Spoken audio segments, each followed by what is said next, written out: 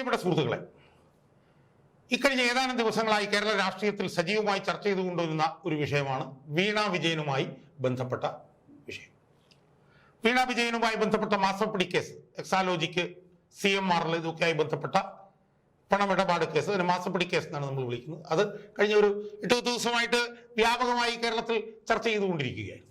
അതിന്റെ കാരണം എന്താണെന്ന് ചോദിച്ചാൽ, ഇവർ നടത്തിയ അനധികൃത പണമിടപാടുമായി ബന്ധപ്പെട്ട് അന്വേഷണം നടത്തിക്കൊണ്ടിരുന്ന സീരിയസ് ഫ്രോഡ് ഇൻവെസ്റ്റിഗേഷൻ ഓഫീസ് ഏതാണ്ട് 1 വർഷത്തിലധികം നീണ്ടുനിന്ന അന്വേഷണം പൂർത്തിയാക്കി അവർ കോർപ്പറേറ്റ് മന്ത്രാലയത്തിന് അവർ റിപ്പോർട്ട് സമർപ്പിച്ചു. അതിൻ്റെ തുടർ നടപടി എന്നുള്ള നിലയിൽ കോർപ്പറേറ്റ് മന്ത്രാലയം ഇതിനകത്തെ 13 പ്രതികൾ, അതിൽ 9ാം പ്രതിയാണ് വീണ വിജയൻ, അവരെ ഉൾപ്പെടെ പ്രോസിക്യൂട്ട് ചെയ്യാനുള്ള അനുവാദം സീരിയസ് ഫ്രോഡ് ഇൻവെസ്റ്റിഗേഷൻ ഓഫീസിന് കൊടുത്തു. ആ അനുവാദം കൊടുത്തതിനെ തുടർന്ന് അവർ ഏതാണ്ട് 166 പേജുള്ള കുറ്റപത്രം ഉണ്ടായിരുന്നു. അത് എറണാകുളത്തെ അഡീഷണൽ ഡിസ്ട്രിക്ട് സെഷൻസ് ജഡ്ജിന്റെ കോടതിയിൽ സമർപ്പിച്ചു. അതായത് ഈ സാമ്പത്തിക കുറ്റകൃത്യങ്ങൾ ചെയ്യുന്ന കോടതിയിൽ സമർപ്പിച്ചു. കോടതി ആ കുറ്റപത്രം പരിശോധിച്ചിട്ട് അതിനകത്ത് പറയുന്ന വകുപ്പുകളനുസരിച്ച് കുറ്റം നടന്നിട്ടുണ്ടെന്നുള്ള പ്രാഥമിക ബോധ്യത്തിന്റെ അടിസ്ഥാനത്തിൽ വിചാരണ നടപടികൾ തുടങ്ങുന്നതിന്റെ ഭാഗമായി പ്രതികൾക്ക് സമൻസ് അയക്കാൻ വേണ്ടിയിട്ട് തീരുമാനിച്ചു. അതിൻ്റെ ഇടയിൽ എൻഫോഴ്സ്മെന്റ് ഡയറക്ടറേറ്റ് ഈ കുറ്റപത്രം അവിടുന്ന് വാങ്ങിച്ചു. അപ്പൊ ഇതൊക്കെ വളരെ വ്യാപകമായിട്ടുള്ള ചർച്ചകൾക്ക് കാരണമായിക്കൊണ്ടിരിക്കുകയായിരുന്നു കേരളത്തിൽ. ഇത്രയും നടപടികളൊക്കെ നടന്ന സാഹചര്യത്തിൽ വീണ വിജയനെ ചോദ്യം ചെയ്യാനോ അല്ലെങ്കിൽ അറസ്റ്റ് ചെയ്യാനോ ഒക്കെ ഉള്ള സാധ്യതകളുണ്ട് എന്നുള്ള നിലയിലുള്ള ചർച്ചകൾ നടക്കുന്നുണ്ടായിരുന്നു. വീണ വിജയന്റെ അച്ഛൻ പിണറായി വിജയന് പോലും ചില അപകട സൂചനകൾ ഇതിനടങ്ങിയിട്ടുണ്ട് എന്നുള്ള ചർച്ചകളൊക്കെ നടന്നുകൊണ്ടിരിക്കുകയായിരുന്നു. സുഹൃത്തുക്കളെ, നമ്മൾ പ്രാഥമികമായി ഇതിനകത്ത് മനസ്സിലാക്കാനുള്ള ഒരു കാര്യം,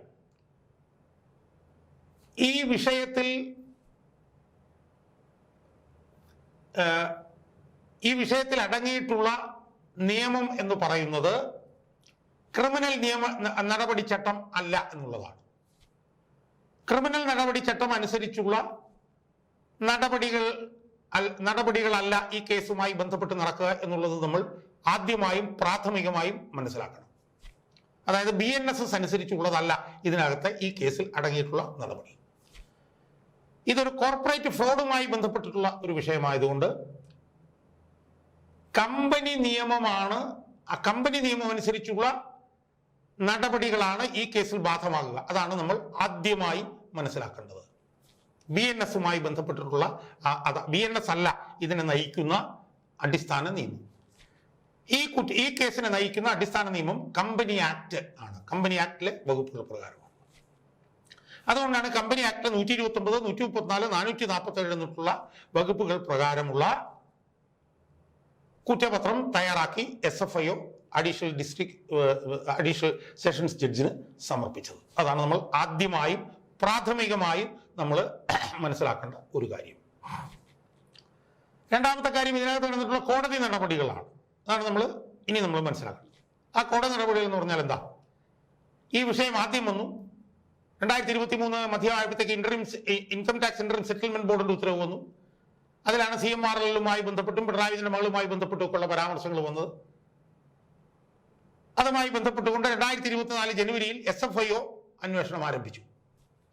SFIO ഈ അനധികൃത പണമിടപാടുമായി ബന്ധപ്പെട്ടുകൊണ്ടുള്ള അന്വേഷണം ആരംഭിച്ച സമയത്ത് തന്നെ CMRLും വീണ വിജയനുമൊക്കെ കേരള ഹൈക്കോടതിയെ സമീപിച്ചു. ഈ അന്വേഷണം റദ്ദാക്കണം എന്ന് പറഞ്ഞു. കേരള ഹൈക്കോടതി ആ ആവശ്യം തള്ളി. ആ ആവശ്യം തള്ളിയതിനെ തുടർന്ന് വീണ വിജയൻ കർണാടക ഹൈക്കോടതിയെ സമീപിച്ചിട്ടു ഈ SFIO അന്വേഷണം റദ്ദാക്കണം എന്നാവശ്യപ്പെട്ടു.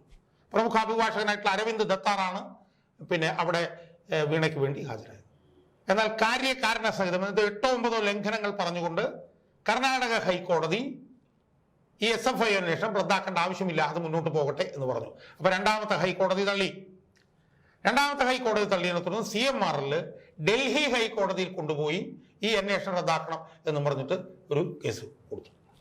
ആ കേസിൽ കോർപ്പറേറ്റ് മന്ത്രാലയത്തിന്റെ SFIOയുടെയും ഒക്കെ വാദം വിശദമായി കോടതി കേട്ടു. CMRLന്റെ വാദം വിശദമായി കേട്ടതിനെ തുടർന്ന് കഴിഞ്ഞ 2024 ഡിസംബർ 23-ാം തീയതി ഡൽഹി ഹൈക്കോടതി ഇത് റിസർവ്ഡ് ഫോർ ജഡ്ജ്മെന്റ് വിധി പറയാൻ മാറ്റിവെച്ചു. അത് 2-3 മാസം കഴിഞ്ഞപ്പോഴത്തേക്കാണ് ചന്ദ്രധാരി സിംഗ് എന്ന് പറഞ്ഞിട്ടൊരു ജഡ്ജാണ് അത് കേട്ടതെന്ന് തോന്നുന്നു. അദ്ദേഹം ആ കോടതിയിൽ നിന്ന് അലഹബാദ് ഹൈക്കോടതിയിലേക്ക് സ്ഥലം മാറിപ്പോയതിനെ തുടർന്ന് ആ കേസ് വേറൊരു ജഡ്ജിന്റെ മുന്നിൽ വന്നു. ആ ജഡ്ജിന്റെ മുന്നിൽ CMRL സമീപിച്ചിട്ട് പറഞ്ഞു ഇതിന്റെ നടപടികൾ തടയണം എന്ന് പറഞ്ഞപ്പോൾ, കാരണം അതിന്റെ ഇടയിൽ വിചാരണയ്ക്കുള്ള അനുവാദം കോർപ്പറേറ്റ് മന്ത്രാലയം കൊടുത്തിരുന്നു. അപ്പോഴാണ് CMRL പോയിട്ട് ഇത് നടപടി സ്റ്റേ ചെയ്യണം, ഡൽഹി ഹൈക്കോടതിയിലെ കേസിന്റെ വിധി വരുന്നത് വരെ ഇത് സ്റ്റേ ചെയ്യണം എന്ന് ആവശ്യപ്പെട്ടു. അവിടെയും കോടതി സ്റ്റേ കൊടുത്തില്ല. അപ്പൊ ഫലത്തിൽ കമ്പനി നിയമപ്രകാരമുള്ള, നമ്മൾ അടിവരയിട്ട് പറഞ്ഞുകൊള്ളണം, അല്ലാതെ BNSS പ്രകാരമുള്ള ക്രിമിനൽ നടപടിച്ചട്ടം അനുസരിച്ചല്ല, കമ്പനി നിയമപ്രകാരമുള്ള ഈ കേസ് നടപടികൾ തടയണം എന്നാവശ്യപ്പെട്ടുകൊണ്ട് കേരള ഹൈക്കോടതിയിലും കർണാടക ഹൈക്കോടതിയിലും ഡൽഹി ഹൈക്കോടതിയിലും CMRLും വീണ വിജയനും സമീപിച്ചിട്ടും അനുകൂല വിധി ഉണ്ടായില്ല. അതിനെ തുടർന്നിട്ടാണ് കുറ്റപത്രം സമർപ്പിച്ചത്. അഡീഷണൽ സെഷൻസ് കോടതിയിൽ കുറ്റപത്രം സമർപ്പിച്ചത് കമ്പനി നിയമത്തിലെ 129, 134, 447 വകുപ്പുകൾ പ്രകാരമായിരുന്നു. അങ്ങനെ അവർക്കെതിരെ തുടർ നടപടികൾ ആരംഭിക്കാനിരിക്കുമ്പോഴാണ് ഇന്ന് ഞെട്ടലോടുകൂടി നമ്മൾ ഒരു വിവരം നമ്മൾ കേൾക്കുന്നത്. അതെന്താണ്? ബഹുമാനപ്പെട്ട കേരള ഹൈക്കോടതി ഇവർക്കെതിരായിട്ടുള്ള നടപടി തടയുകയും തൽസ്ഥിതി തുടരാൻ ആവശ്യപ്പെടുകയും ചെയ്തു. അത് നമ്മൾ കേട്ടപ്പോൾ ഞെട്ടിപ്പോയി.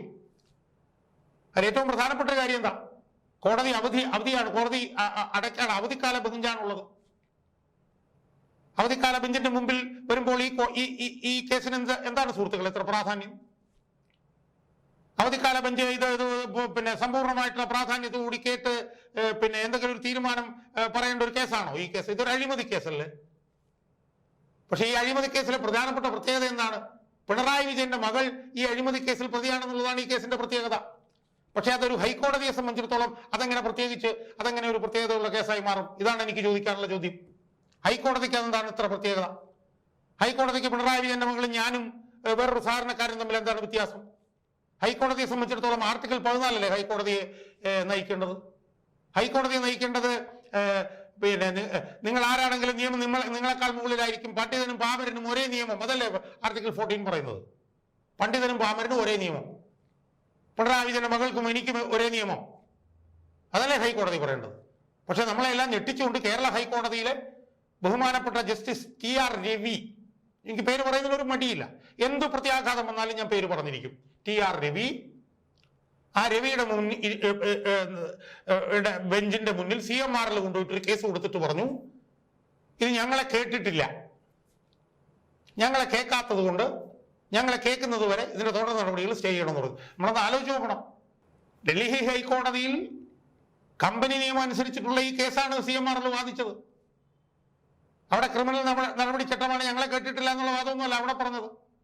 അവിടെ പറഞ്ഞത് ഇൻകം ടാക്സ് ഇന്റർ സെറ്റിൽമെന്റ് ബോർഡിന്റെ ഉത്തരവ് രഹസ്യമാണ്, അത് പുറത്തു കൊടുത്തു എന്നൊക്കെ പറഞ്ഞിട്ടുള്ള വേറെ വാദങ്ങളാണ് CMRL ഡൽഹി ഹൈക്കോടതിയിൽ ഉന്നയിച്ചത്. എന്നാൽ ഡൽഹി ഹൈക്കോടതി തുടർ നടപടികൾ സ്റ്റേ ചെയ്യാനായിട്ട് സമ്മതിച്ചില്ല, തുടർ നടപടികൾ ഞങ്ങൾ ചെയ്യുന്നില്ല എന്നാണ് പറഞ്ഞത്. അങ്ങനെ ഇരിക്കവെയാണ് CMRL അവധിക്കാല ബെഞ്ചിൽ TR രവിയുടെ മുന്നിൽ കൊണ്ടുവന്ന് തങ്ങളെ കേട്ടിട്ടില്ല എന്ന് പറഞ്ഞുകൊണ്ട് തങ്ങളെ കേൾക്കുന്നിടം വരെ തൽസ്ഥിതി തുടരണം എന്നും പറഞ്ഞിട്ട് ഒരു ഹർജി നൽകുന്നു. ആ ഹർജി കിട്ടിയ ബാധിക്ക് കിട്ടാത്ത ബാധി ഈ TR രവി എന്ന് പറഞ്ഞ ബഹുമാനപ്പെട്ട ന്യായാധിപൻ ആ ആവശ്യം അങ്ങോട്ട് അംഗീകരിച്ചു കൊടുക്കുകയാണ്. ഇത് എന്താണ് ഇവിടെ ഈ നടക്കുന്നത്? ഇതിവിടെ ഭരണഘടനയൊന്നും ഇല്ലേ? ഇവിടെ പിണറായിയുടെ മകൾക്ക് എനിക്കും വെവ്വേറെ നിയമമാണോ? എനിക്ക് അറിയാൻ പാടില്ലെന്നിട്ട് ഞാൻ ചോദിക്കുകയാണ്.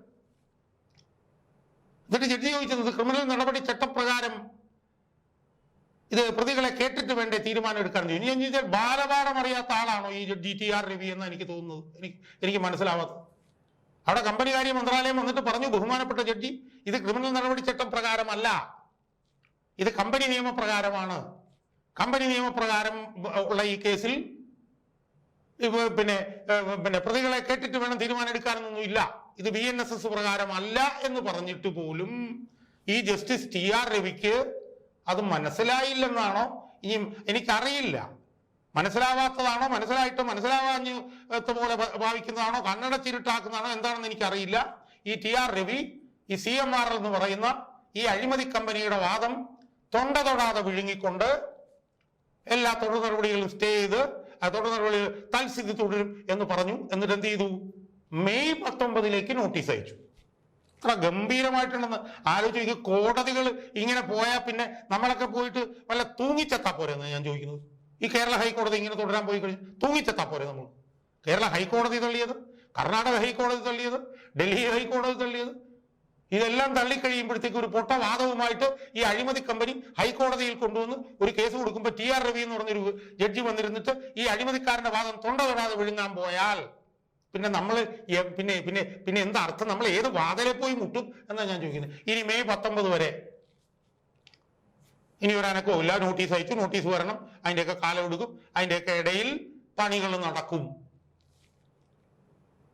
അതിൻ്റെയൊക്കെ ഇടയിൽ പണികൾ നടക്കും. കാരണം മുഖ്യമന്ത്രിയായിട്ടിരിക്കുകയാണ് പിണറായി വിജയൻ. ഈ ഇടക്കാല ബെഞ്ച് വരുമ്പോഴത്തേക്കും ആർജവമുള്ള ജഡ്ജിമാരാണ് പറയേണ്ടത് എന്താണ്? ഒന്ന്, ഇത് ഇടക്കാല ബെഞ്ച് പരിഗണിക്കാനായിട്ട് ഇത്ര മുൻഗണന എന്താണ് ഈ വിഷയത്തിന് എന്ന് ചോദിക്കണ്ടേ ജഡ്ജി? എന്താണ് TR രവി ഇതൊന്നും ചോദിക്കാതിരുന്നത്? എവിടെയായിരുന്നു TR രവിയുടെ നിയമബോധം? ഇത് പിന്നെ പിന്നെ എന്തിനാണ് ഇപ്പൊ ഇടക്കാല ബെഞ്ച് കൊണ്ടുവരുന്നത്? ഇടക്കാല ബെഞ്ച് കഴിഞ്ഞിട്ട് കൊണ്ടുവന്നാ പോരെ എന്ന് ചോദിച്ചാൽ പോരായിരുന്നോ? പക്ഷെ പ്രശ്നം എന്താ?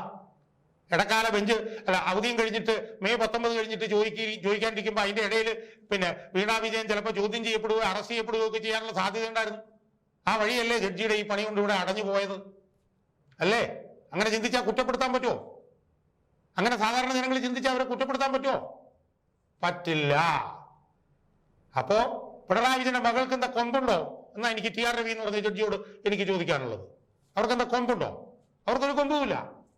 അവർ ആർട്ടിക്കിൾ 14 പ്രകാരം ജീവിക്കുന്നവരാണ്. അവർക്ക് എനിക്കൊക്കെ ഒരേ നിയമമേ ഉള്ളൂ. പക്ഷേ ഏറ്റവും മോശമായ രീതിയിൽ പ്രതികളെ സഹായിക്കുന്ന രീതിയിൽ ഉള്ള വിധിന്യായമാണ് കേരള ഹൈക്കോടതിയിലെ ന്യായാധിപനായിട്ടുള്ള TR രവി കൊണ്ടുവന്നത് എന്ന് പറയാൻ എനിക്ക് യാതൊരു മടിയില്ല. ഈ കേസ് കോർപ്പറേറ്റ് പിന്നെ കമ്പനി ആക്ട് പ്രകാരമാണ് എന്ന് മനസ്സിലാക്കാനുള്ള സാമാന്യ ബോധം പോലും ഈ ജസ്റ്റിസ് TR രവിക്ക് ഇല്ലാതെ പോയി എന്നുള്ളത് ഏറ്റവും ഖേദകരവും ഏറ്റവും പരിതാപകരവുമാണ് എന്നാണ് എനിക്ക് പറയാനുള്ളത്. ഹൈക്കോടതിയുടെ വിശ്വാസ്യതയാണ് ഇതിനകത്തോടെ തകരുന്നത്. ബഹുമാനപ്പെട്ട ചീഫ് ജസ്റ്റിസിനെ പോലുള്ള ആളുകൾ ഇത് ശ്രദ്ധിക്കേണ്ടതാണ്. ഹൈക്കോടതിയുടെ ക്രെഡിബിലിറ്റി ഇതിലൂടെ പോയിരിക്കുന്നു.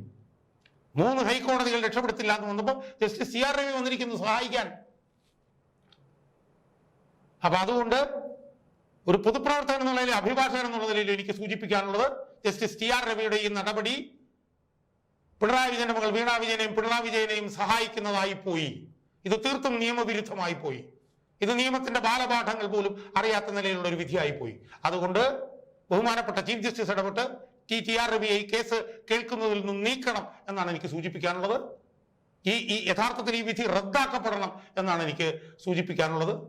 ഇത് പിണറായി വിജയന്റെ മകളെയും പിണറായി വിജയനെ രക്ഷപ്പെടുത്താൻ വേണ്ടി ഈ ജഡ്ജി മനഃപൂർവ്വം എടുത്തിട്ടുള്ള ഒരു നടപടിയാണ് എന്നുള്ള കാര്യത്തിൽ യാതൊരു തർക്കവുമില്ല എന്നാണ് എനിക്ക് സൂചിപ്പിക്കാനുള്ളത്. ഇത് നിയമവ്യവസ്ഥയിലുള്ള ജനങ്ങളുടെ വിശ്വാസം പരിപൂർണമായി തകർക്കുന്ന ഒരു വിധിന്യായമാണെന്നുള്ളത് ബഹുമാനപ്പെട്ട കേരള ഹൈക്കോടതിയുടെ പിന്നെ ബഹുമാനപ്പെട്ട ചീഫ് ജസ്റ്റിസ്, അദ്ദേഹത്തെ കുറിച്ച് വളരെ നല്ല അഭിപ്രായമാണ് ജനങ്ങളുടെ ഇടയിലും നിയമവൃത്തങ്ങളിലും. അദ്ദേഹം ഇതിനകത്ത് ഇടപെട്ട് ഈ കേസ്, ഈ വിധി, ഇപ്പൊ പുറപ്പെടുവിച്ചിരിക്കുന്ന ഈ ഇടക്കാല വിധിയുണ്ടല്ലോ, ഇത് റദ്ദാക്കാൻ ഹൈക്കോടതി ഇടപെടണം എന്നാണ് എനിക്ക് ബഹുമാനപ്പെട്ട ഹൈക്കോടതിയോടും ബഹുമാനപ്പെട്ട ഹൈക്കോടതി ചീഫ് ജസ്റ്റിസിനോടും എനിക്ക് പറയാനുള്ളത്. നമ്മൾ പൊതുജനങ്ങൾ മനസ്സിലാക്കേണ്ടത് ഇതാണ്: ഈ അധികാരമുള്ളവന്റെ മുമ്പിൽ ഏതു നിയമ സംവിധാനവും തലകുനിച്ച് മുട്ടയിൽ എഴയുന്നത് പോലെ നിൽക്കും എന്നുള്ളതിന്റെ ഏറ്റവും പുതിയ ഒരു തെളിവായിട്ട് വേണം ഈ നടപടിയെ കാണാൻ എന്നാണ് എനിക്ക് സൂചിപ്പിക്കുന്നത്.